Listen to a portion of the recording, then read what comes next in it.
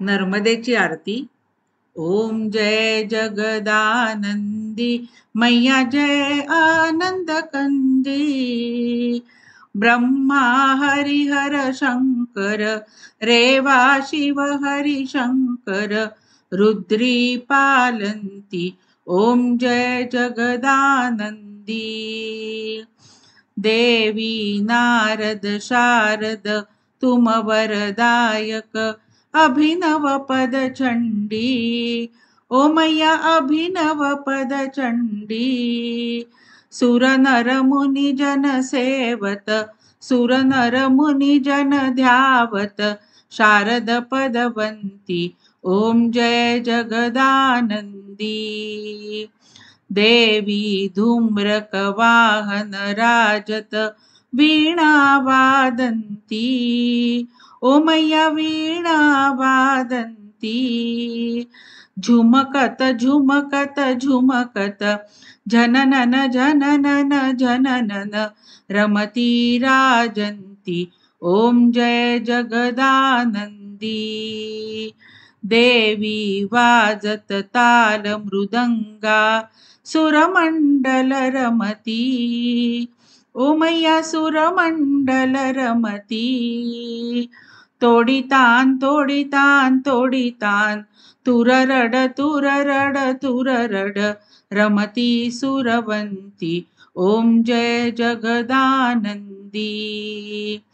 देवी सकल भुवन पर आप विराजत निश दिन आनंदी।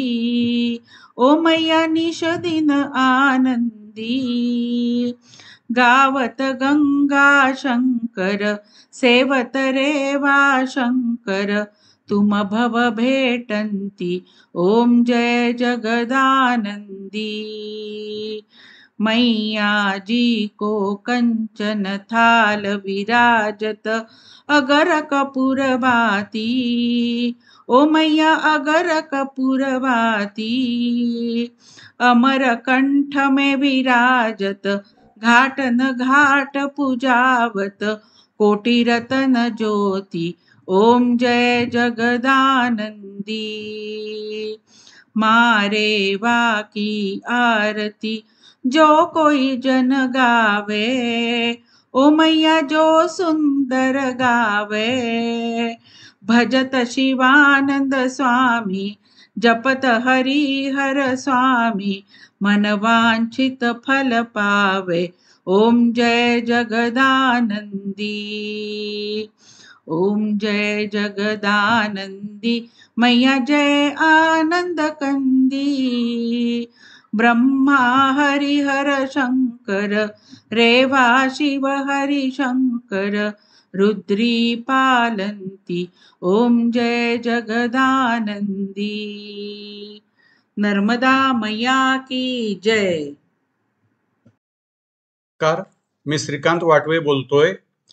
काल मी जो व्हिडिओ दिलाय काल परवा म्हणजे आधीचा व्हिडिओ जो आहे तो आम्ही होशंगाबादहून निघेपर्यंतचा आहे। मग आम्ही होशंगाबादहून निघून ओंकारेश्वरला आलो। मग आता होशंगाबाद टू ओंकारेश्वर हा जो रस्ता आहे या रस्त्यामध्ये पहिल्यांदा आम्ही आलो तो खांडव्याला आलो।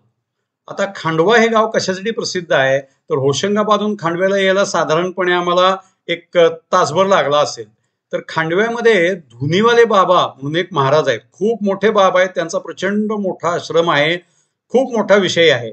आता त्याला आणखीन एक तिथं महत्वाची गोष्ट अशी आहे की आपले जे प्रसिद्ध गायक आहेत हिंदी गायक किशोर कुमार, हे किशोर कुमारांचं गाव। आणि हे जे धुनीवाले बाबा आहेत ह्या धुनीवाले बाबांनी किशोर कुमारला प्रसाद दिला होता आणि त्याच्यामुळे त्यांच्या घरामध्ये त्याचा आवाज एक वेगळ्या पद्धतीची धून असणारा जो झाला होता त्याचं क्रेडिट ते धुनीवाले बाबांच्या प्रसादाला देतात। किशोर कुमार मोठाच होता। मग आता किशोर कुमारचं गाव म्हणल्यानंतर किशोर कुमारचं एक सुंदर तिथं स्मारक बनवलेलं आहे। त्या स्मारकाचे काही काही फोटो मी टाकलेले आहेत। तर मग ते स्मारक वगैरे बघितलं आणि मग आम्ही ओंकारेश्वर मंदिर म्हणजे ओंकारेश्वरला आलो। ओंकारेश्वरला येईपर्यंत दुपार झाली होती। मग आम्ही लॉजवर गेलो, ओंकारेश्वरला सगळं म्हणजे सामान ठेवलं आणि मग तिथल्या माणसाला सांगितले की आम्हाला हे करायचंय, काय म्हणतात, ओटी पूजा, त्याच्यानंतर कन्यापूजन, हे सगळे जे इथले प्रोसेस आहे ती सगळी करायची आहे, तर आम्हाला कसं करता येईल। तर तो म्हणला की कन्यापूजनाचं मी उद्या सकाळी सगळी व्यवस्था करतो. मग म्हणलं ठीक आहे, मग आज आता काय काय केलं पाहिजे. तर तो म्हणला संध्याकाळी तुम्ही जाऊन घाटावरती पूजा करा, त्याच्यानंतर घाटावर नदीची ओटी भरा, हे सगळं तुम्ही ते आदले म्हणजे आज करू शकता. मग तो म्हणला की आम्ही म्हणलं की आम्हाला ओंकारेश्वरला जाता येईल का नाही. तर म्हणला तुम्ही परिक्रमेच्या मध्ये आहे, त्यामुळे नॉर्मली तुम्हाला ओंकारेश्वरला जाता येत नाही, पण म्हणला तुम्ही दर्शनाला जाऊन या, कारण तुम्ही इथपर्यंत आलायत. पण म्हणलं त्याचं आणि मग ममलेश्वर दोन्ही दर्शनं घ्या. मग आम्ही ममलेश्वरचं दर्शन घेतलं, ओंकारेश्वरचं दर्शन घेतलं, नदीचं दर्शन घेतलं, तिथं घाटावर गेलो, पाया पडलो. म्हणजे हे सगळं संध्याकाळची वेळ होती. मग हे सगळं केल्यानंतर तिथं गजानन महाराजांचं एक सुंदर मंदिर आहे. तर गजानन महाराजांच्या मंदिरामध्ये राहायची पण सोय आहे, म्हणजे आपली बरीचशी लोक गेल्यानंतर तिथंच राहतात.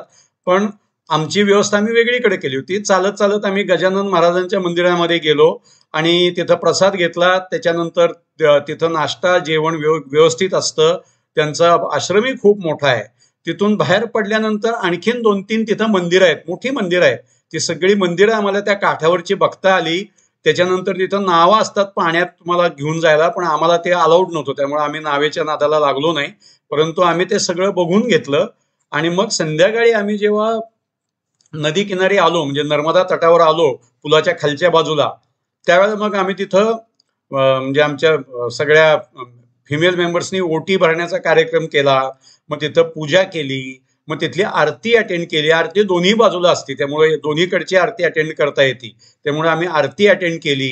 हे सगळं आमचं होईपर्यंत साधारण 7:30-8 वाजले. मग परत आम्ही काय केलं की गावामध्ये थोडंसे चक्कर मारली, कुठं काय मिळतंय ते बघितलं. बाजारपेठ फार मोठी नाही आहे, परंतु बाजारपेठ आहे. मग त्याच्यानंतर धरण आम्ही बघितलं तिथलं. ते धरणही खूप मोठं धरण आहे तिथं, जस्ट म्हणजे तुम्हाला तिथून सरळच दिसतं धरण. ते धरण बघितलं. आणि मग दुसऱ्या दिवशी सकाळी त्या तिथल्या जो कोण इन्चार्ज होता त्यानं व्यवस्थित सगळं केलं होतं. त्याप्रमाणे कन्या आल्या, मग त्यांनी त्यांची ओटी भरणे, त्यांच्या पाया पडणे, त्यांना काय काय देणे, हे सगळा जो कार्यक्रम आहे तो आम्हाला दुसऱ्या दिवशी सकाळी करता आला. अशा पद्धतीनं आमचं ओंकारेश्वर मधलं राहणं खूप सुंदर झालं. मी ओंकारेश्वरला त्याच्यानंतर जल अर्पण करायला गेलो होतो, त्याचा एक व्हिडिओ मी बनवणार आहे, तोही ह्या सिरीजमध्ये टाकणार आहे, पण शेवटी टाकणार आहे. ओंकारेश्वरचा मानधाता परिक्रमा असा तो व्हिडिओ असेल. त्याच्यामध्ये आम्ही काय काय बघितलं, तिथं वेगळं काय काय आहे, आम्हाला काय काय वेगळे अनुभव आले, असा जो सगळा व्हिडिओ असेल. पण तो मी नर्मदा परिक्रमेचं सगळं संपल्यानंतर प्रेझेंटेशन तो ममलेश्वरचा व्हिडिओ टाकणार आहे. तर तो व्हिडिओ तुम्ही जरूर बघा आणि एन्जॉय करा. हा व्हिडिओ कसा वाटला तेही आम्हाला कळवा. ह्या व्हिडिओमध्ये तुम्हाला जे फोटो टाकले ते सगळे ओंकारेश्वर आणि त्या एरियातले आहेत आणि खांडव्याचे आहेत, असे 2 ठिकाणचे फोटो ह्याच्यामध्ये आहेत. तर ते तुम्ही आता बघू शकता. तर हा व्हिडिओ आम्हाला नर्मदा मैयानं करण्याला प्रोत्साहन दिल्याबद्दल आम्ही नर्मदा मैयाचे आभार मानतो, नतमस्तक होतो. आणि आता हा व्हिडिओ मी इथं थांबवतो. ह्या व्हिडिओच्या नंतर कदाचित तुम्हाला आरती किंवा काहीतरी एक बघायला मिळू शकेल, ऐकायला मिळू शकेल. धन्यवाद. Thank you very much.